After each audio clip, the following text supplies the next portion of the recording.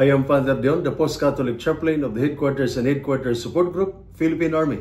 And this is Salita ng Diyos, ang ating gabay. Today is Friday, June 6, 2025, of the 7th week of Easter. Peter denied Jesus 3 times, an act that could have broken any relationship. But in today's Gospel, after the resurrection, Jesus did not scold Peter.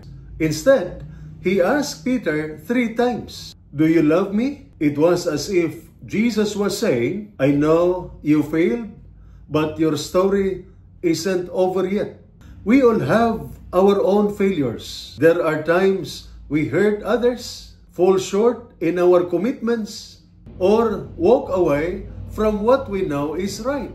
And yet, like Peter, we are not disqualified. Jesus still calls us, not because we are perfect, but because He sees what's still good and strong in us. For soldiers and those in service, the mission can be tough. There are invisible wounds, stress, homesickness, and the burden of responsibility. But when Jesus asks, "Do you love me?" we respond not just with words, but by continuing to serve, even when we are tired, even when it hurts.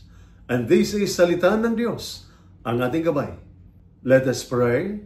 Lord, even in my weakness and failure, you still call me.